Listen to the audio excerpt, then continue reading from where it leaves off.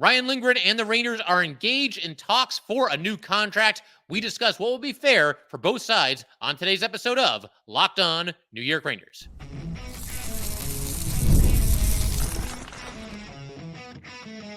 You're Locked On the New York Rangers, your daily podcast on the New York Rangers. Part of the Locked On Podcast Network, your team every day.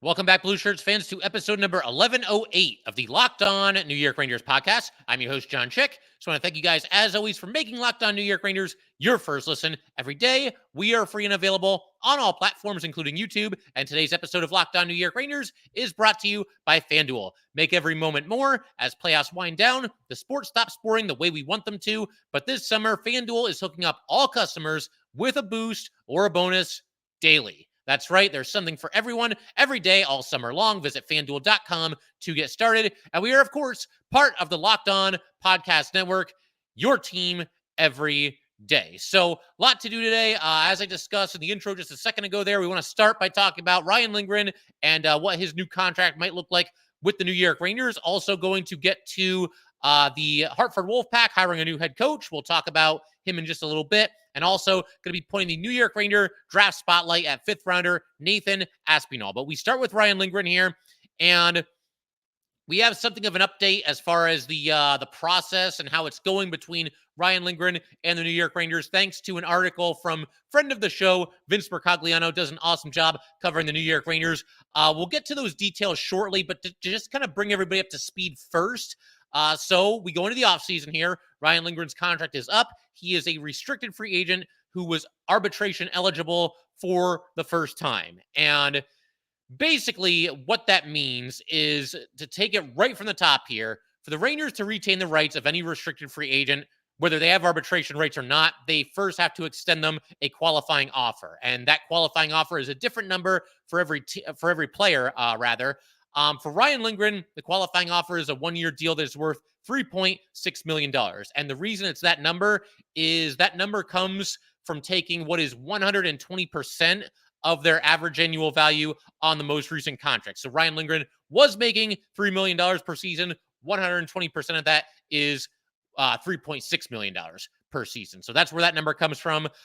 Because Lindgren has arbitration rights and did indeed file for arbitration, that also means that the Rangers have a certain amount of time to strike a new deal with Ryan Lindgren before the case would head to arbitration. My understanding is that an official date has not been set as far as a deadline for the Rangers and Lindgren to reach a new deal, but it would be sometime between July 20th and August 4th. So there is some time between now and then for the Rangers and Lindgren to make that happen. We'll see how long it goes. I get the feeling this could drag out a little bit, and I'll explain why in just a second. But if they can't come to an agreement, then the situation does go to an arbitrator, and that individual would then discuss, or would then determine what Ryan Lindgren's next contract should be with the Rangers. And if it does go that far, and it does go to arbitration, and the Rangers and Lindgren can't come to an agreement, my understanding is that it can only be a one-year deal. The arbitrator would then rule on a dollar amount for a one-year deal, because Ryan Lindgren is due to be a UFA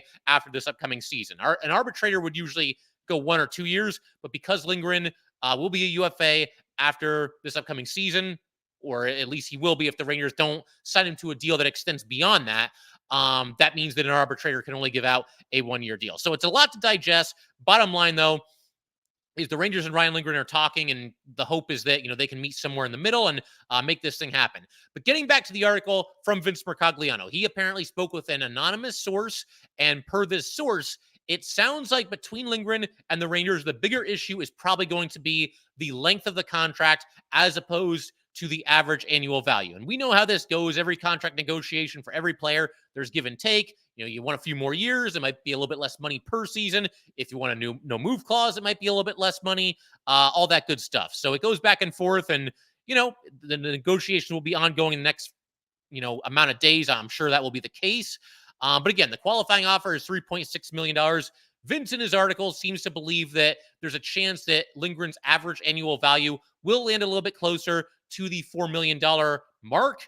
It does sound like also that Lindgren wants a long-term deal somewhere in that range, approaching $4 million per season, but the Rangers might be hesitant to commit long-term to Ryan Lindgren, who is a player that plays a very physical style, takes an absolute beating out there, sacrifices his body, has dealt with some injuries, and somebody that may not age as well as other defensemen in the NHL. So basically, this is unfolding the exact way that I think a lot of us thought that it would. I know myself, and certainly some Ranger fans out there, have some reservations about the Rangers going to a long-term deal with Ryan Lindgren, because again, he does put it all on the line out there, wears his heart on his sleeve, but he takes a beating, leaves the NHL in blood spilled, and one time or another throughout the course of the season, he's probably going to miss some time due to an injury. And it really is too bad that this is just the nature of the beast here when it comes to the business side of the NHL. I mean, think about it. Ryan Lindgren goes out there every night, does everything you could possibly ask. He'll have a bad game every now and then. There's a surprising amount of Ranger fans that, to me, don't really give Ryan Lindgren his due. But we know it. I mean, he goes out there, busts his tail every single night, plays physical hockey, the kind that a lot of fans covet. And, because of that, it might hurt him when it comes to negotiating his next contract, both in terms of length and possibly dollar amount as well. But, as far as, my thoughts on the entire situation here, I've been saying all along that I hope Ryan Lindgren stays, and I'm trying to look at this as objectively as possible and not be a fan, because the everydayers, you guys know, Ryan Lindgren is probably my favorite player on this Ranger team. I just love the way he goes out there and, wears it all on his sleeve every single night, every single game, gives you everything that he's got. If the Rangers would have moved on from Trouba in one way or another, which I suppose they still could, but it's unlikely at best at this point, then I think that, shedding Trouba and shedding, more importantly, his cap hit, that move would have guaranteed that Ryan Lindgren is a New York Ranger next season. Lindgren is younger, he's less expensive, and frankly, just the better player between him and Jacob Trouba. But even with Trouba still being around, and even with the Rangers still giving him $8 million for this upcoming season, there should be enough cap space to get Ryan Lindgren signed to some kind of a deal at a reasonable number. Honestly, I would not be opposed to the Rangers. And I talked about this, a couple of weeks ago. We were going through all the different Ranger free agents and just talking about, could they re-sign this guy? Will this guy walk? All that good stuff.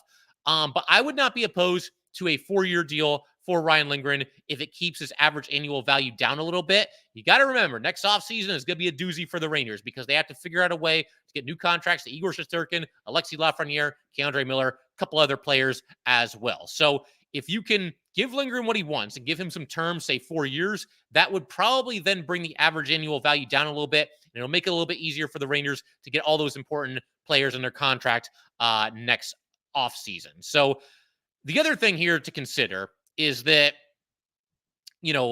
there's a lot of comparisons that are always made between Ryan Lindgren and Dan Girardi. And I can certainly understand where that comes from. Like Ryan Lindgren, Dan Girardi went out there and played a very physical, very hard-nosed brand of hockey. He was part of the blocked shot factory, as I called them, back in the day, with guys like, Ryan McDonough, Mark Stahl. You could even throw Anton Strawman in there as well.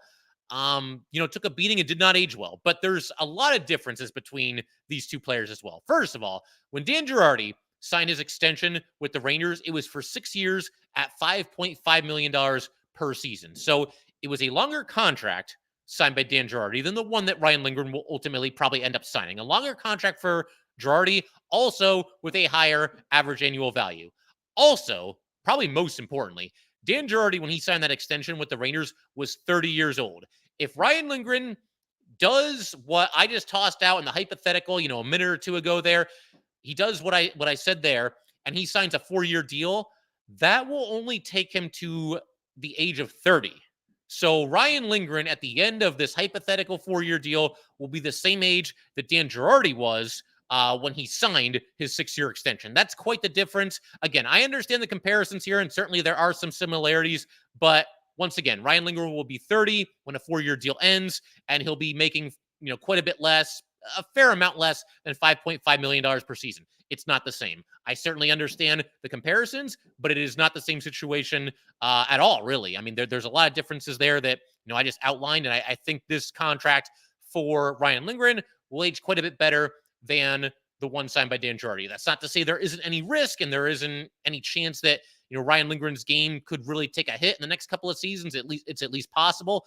But signing somebody through the age of 30 is a lot safer, and I feel a lot better about it than I did about, looking back, Dan Girardi being signed to a 6-year extension when he was already 30, and it was going to take him through his age 36 season. Predictably, that contract did not age very well. So I'm open to a 4-year deal for Ryan Lindgren, maybe a shade below $4 million per season. I think that has a chance to be a nice deal. I mean, Ryan Lindgren the last 3 seasons making $3 million per season, that's a steal at that price. And I think it's time for him to get a little bit of a pay bump. And I think it's worth it for the Rangers to do that, and worth whatever risk there might be there with him potentially getting injured or having his game decline at least a little bit. The other thing I want to throw out there in any contract with Ryan Lindgren, no move clauses of any kind. I understand why those things are given out, and certain players earn them. And I'm not saying that Ryan Lindgren doesn't deserve to have anything put into his contract that he wants, but it's at least possible if you do sign Ryan Lindgren to a 3-year deal, a 4-year deal, that you might want to look to move him at a certain point to, open up some cap space. And you can't be handcuffed by a full no move clause, which I don't think he would get. But if you're going to give out any kind of a no move clause, no trade clause, I'm going to set the limit at 8. Ryan Lindgren can block trades to 8 different teams. The Rangers should still be able to maneuver their way around that if there's ever a situation where they need to trade Ryan Lindgren down the stretch, but no more than that. The Rangers can't handcuff themselves with, every player on the roster having a full no move clause. So yeah, that's where things stand with Ryan Lindgren. There's also Braden Schneider to consider, and maybe we'll talk about him in a future episode. The other RFA remaining for the Rangers. It does sound like, per this article from Vince Mercogliano, that progress is being made with Braden Schneider, and it looks like Schneider could be looking at a 2 or 3 year bridge deal at about $2.5 million per season. I think that would be money well spent, and I'll take it a step further. I think Braden Schneider should be one of the Rangers' priorities, and he's somebody that you should lock up long term. He's very young. He's still, kind of on the rise as far as his NHL career is concerned. Looks like he might be in a top 4 role for the first time next season. I mean, he played it a little bit this past year, but you know what I mean. It'd be the first time that he'd be really entrenched there. So I would get ahead of it, and I would sign Braden Schneider long-term, but we'll see what the Rangers look to do there. And like I said, we'll discuss Schneider more in a future episode. So I'm going to keep everything rolling in just a second. Grant Potulny named the new head coach of the Hartford Wolf Pack. We're going to talk about him and his credentials in just a second.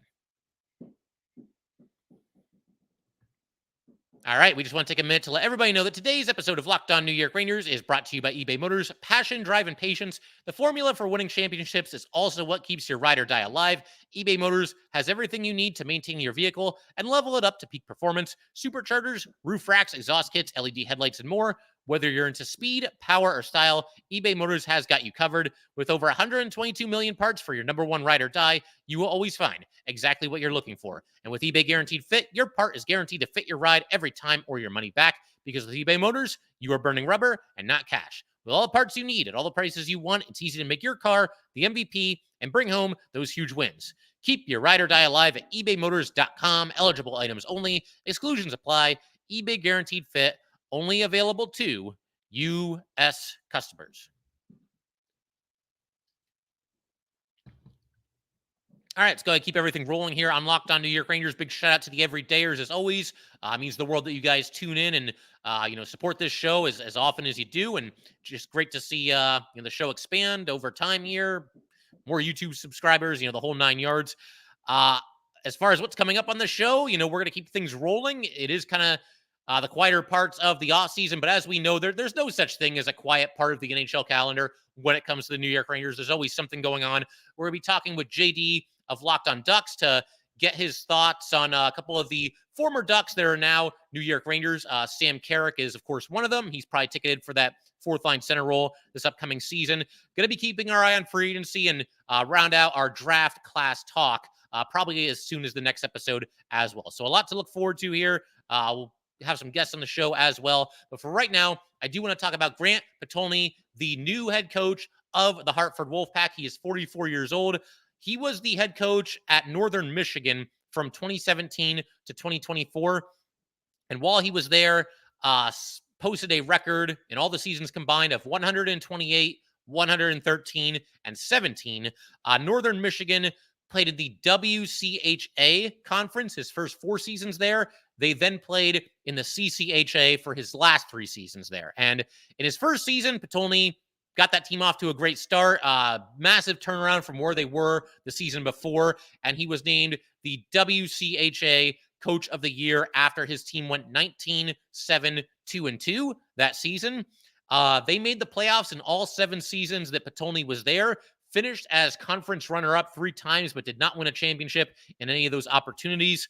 The most recent time that they finished as the runner-up was in 2023. They lost to Minnesota State in the championship game 3-2 in overtime. So a true heartbreaker, if ever there was one.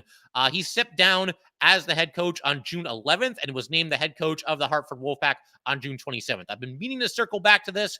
Obviously there was a lot going on there. The Rangers made a deep run in the conference final, all the way to the conference final. And then we had free agency to talk about, and we had the draft to talk about. The dust has finally settled, and here we are circling back to Potulny. But I think it's a good hire for the Rangers. I should, continue talking about the rest of his coaching resume here. He began his coaching, his foray into the coaching world of hockey in 2009, 2010 as an assistant coach at the University of Minnesota. He was there for 8 seasons. Minnesota won the Big Ten regular season championship 4 straight seasons while he was one of the assistants. They also won the Big Ten tournament championship in 2014, 2015, and they made it to the national championship game the year before that in 2013, 2014.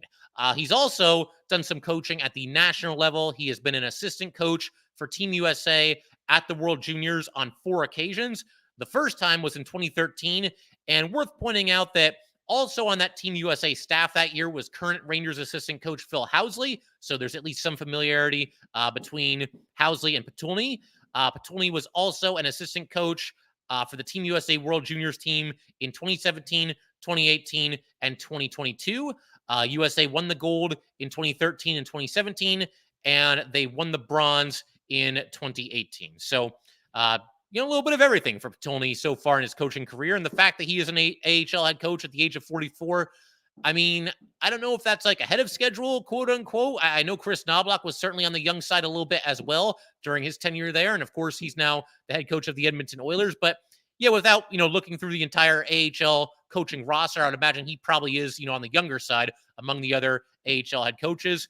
Also, obviously played hockey. That pretty much goes without saying for most of these guys that end up becoming, AHL head coaches or AHL head coaches. Not all of them, but certainly most of them.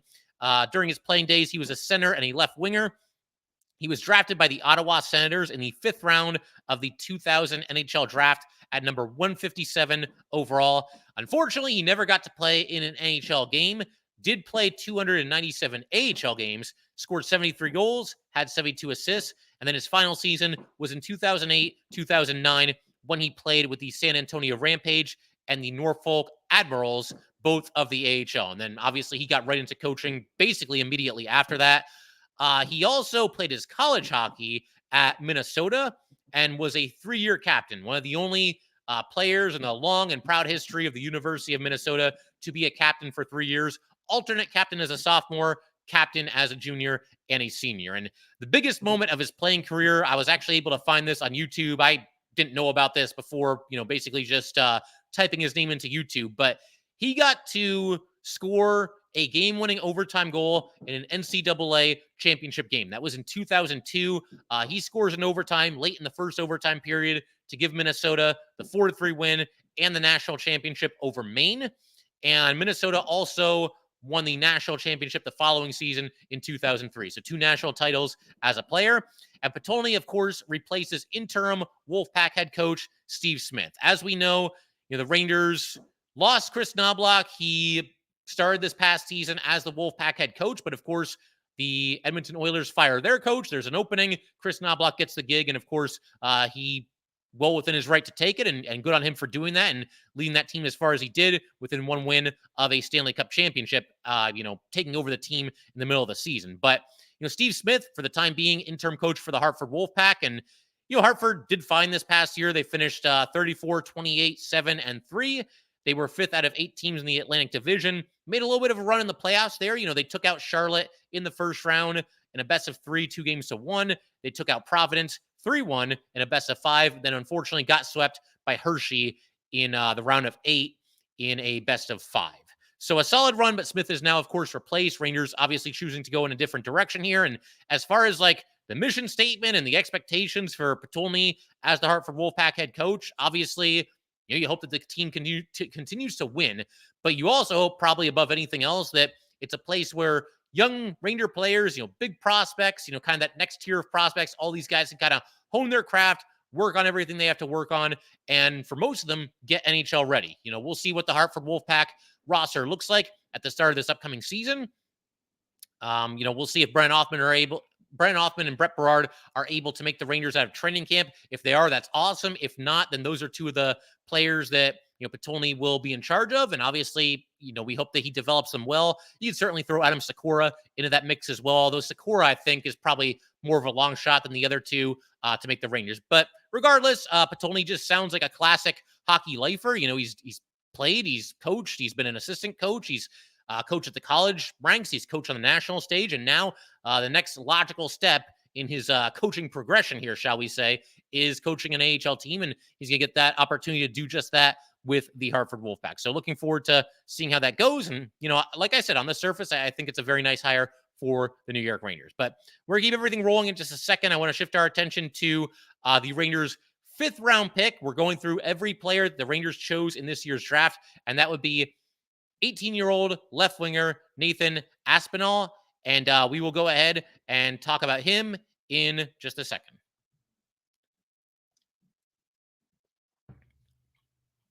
All right, we just want to take a minute to let everybody know that today's episode of Locked On New York Rangers is brought to you by FanDuel. I love sports. I love them so much that I never want them to stop. But as the playoffs wind down, we get fewer games. And the sports aren't sportsing the way we all want them to.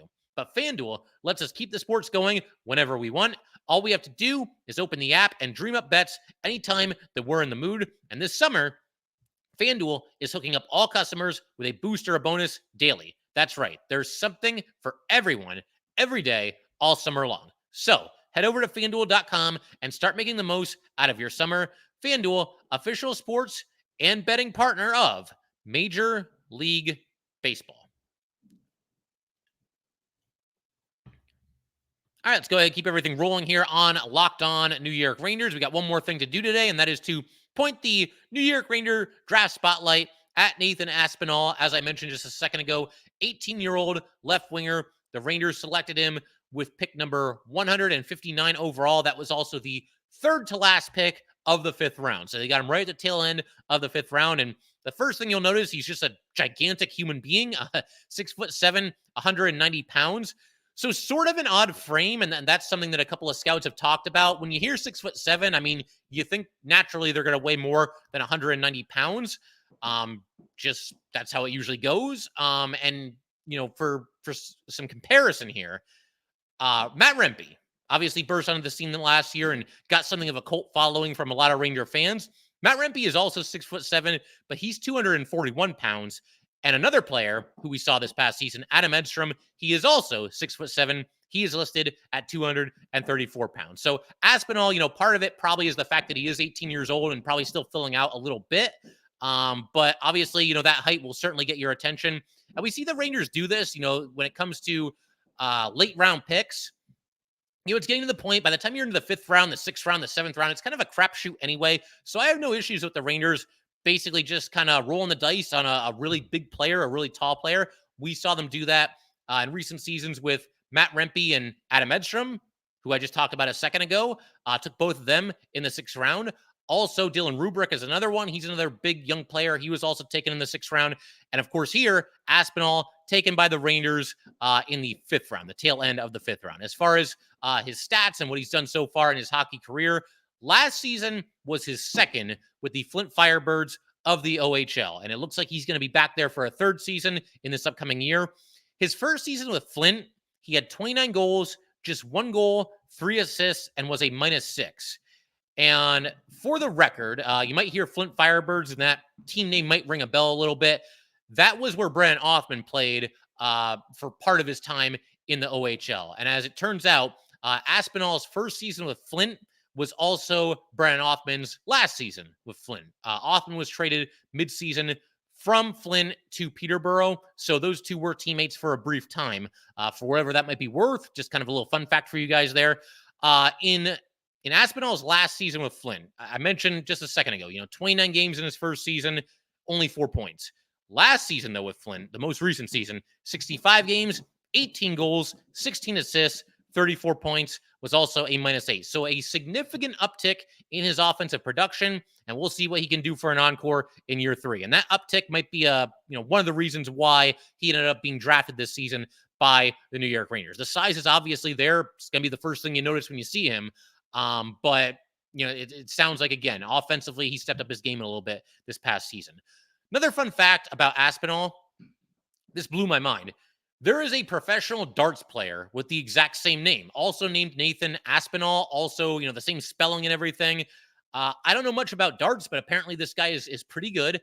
What I do know is that looking for information for players that are drafted late in the NHL draft, it becomes that much harder when you're trying to weed your way through a bunch of articles about a dart player. But I made it work, found out as much as I could.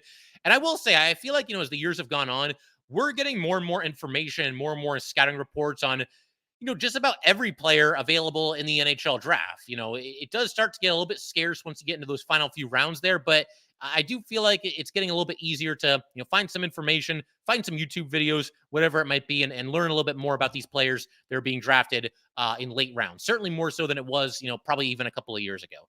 But I did notice there was a video on YouTube. It was posted about 2 months ago. This was an end of season interview. It looks like Flint did this with a couple of their players, at the end of the season, and they talked to Aspinall. And one of the questions asked was what he needs to do for his development before he gets back to Flint for this upcoming season. And he said, just getting faster, stronger, get bigger, just gain a few pounds, just like last year. I think that'll set me up right.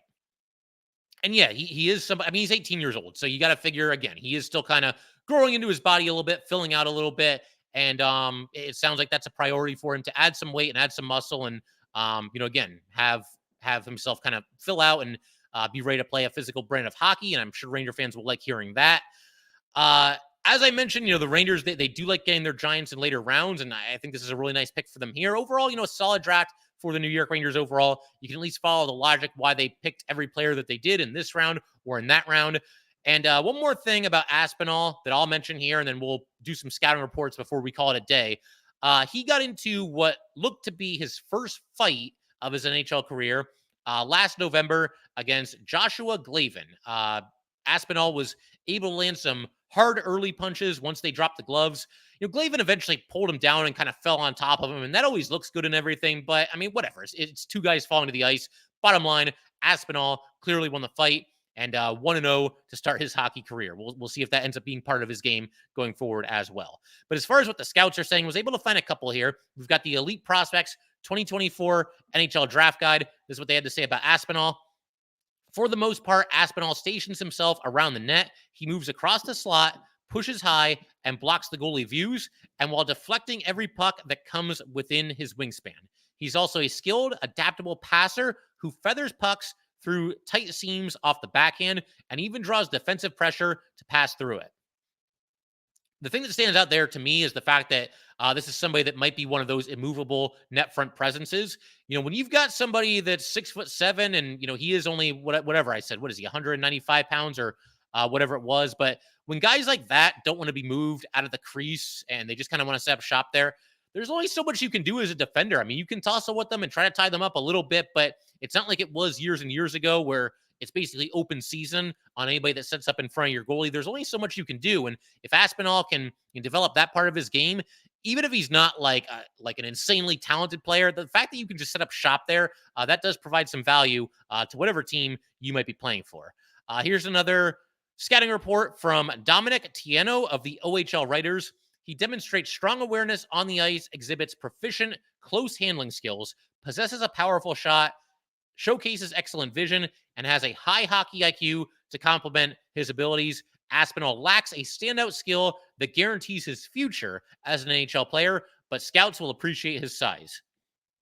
Yeah, honestly, when you're that big, there's almost no chance that you'll go undrafted. That alone will cause just about any team to at least take a flyer. Let's see what we've got here. It's the late rounds anyway. There's only so much we can choose from. There's no franchise changing player available in the 5th round, the 6th round, the 7th round. So let's just get somebody that's big and has upside just for that reason, if nothing else. And it does sound like there are some other, attributes to like about Aspinall as well. But overall, it seems like a good pick by the Rangers to me. Obviously, time's going to tell there, and we won't know for sure for at least a couple of years. But on the surface, yeah, solid pick for the 5th round, end of the 5th round for the New York Rangers. I figure we can pretty much call it there for today. If you guys would like to get in touch with this podcast, please send an email to lockedonnyrangers@gmail.com. Once again, that is lockedonnyrangers@gmail.com. Definitely give us a follow on Twitter as well, @LO_NY_Rangers. Once again, that's @LO_NY_Rangers. And definitely subscribe to the Locked On New York Rangers YouTube channel.